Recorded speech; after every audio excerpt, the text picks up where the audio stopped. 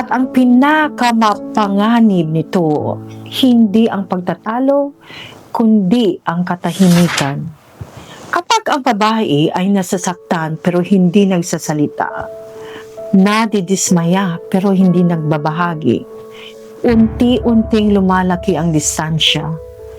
Maaaring magkasama pa rin sila sa isang bahay, pero hindi na magkalapit ang damdamin.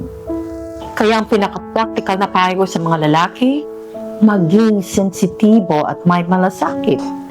Hindi palaging material ang kailangan ng babae. Mas nahalaga sa kanila ang pakiramdam ng seguridad, pag-aaruga at pagmamahal. At kailangan nilang makita at maramdaman ito mula mismo sa lalaking katabi nila sa buhay. Kung may pinagdadaanan ka sa kalusugan o sa performance, huwag umiwas at huwag manahimik. Ibahagi mo ito sa iyong asawa. Kung tunay kang mahal ng isang babae, hindi niya huhusgahan dahil humina ka.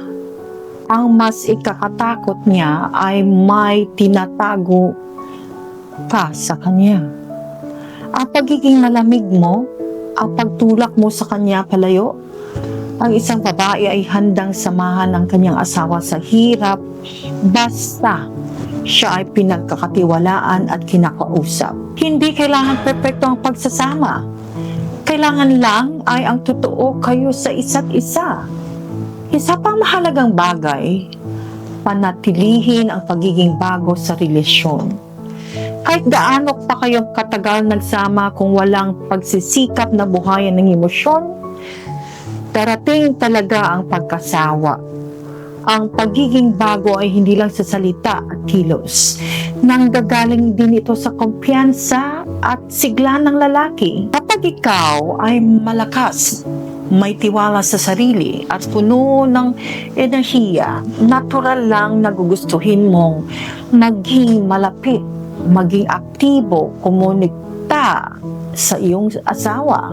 At mararamdaman ito ng babae ang positibong enerhiya na nagmumula sa iyo. Kung gusto ninyong magdagdag ng bagong sigla sa pagsasama, painitin muli ang intimacy at mapanatili ang performance, maaari ninyong isaalang-alang ang Sildenafil 100. Isa ito sa mga pinipiling solusyon ng maraming lalaki ngayon at ginagamit na sa mahigit 50 bansa sa buong mundo.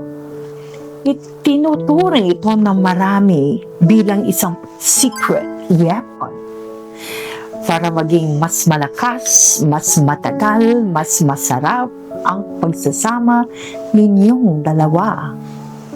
Isang maliit na tableta lang ang gawa sa natural na sangkap. Ligtas ito at banayad sa katawan. Marami ang nagsasabing ramdam nila ang kaibahan mula pa lang sa unang paggamit. Hindi lang ito para sa sarili mo, kundi para rin sa babaeng pinili mong makasama araw-araw.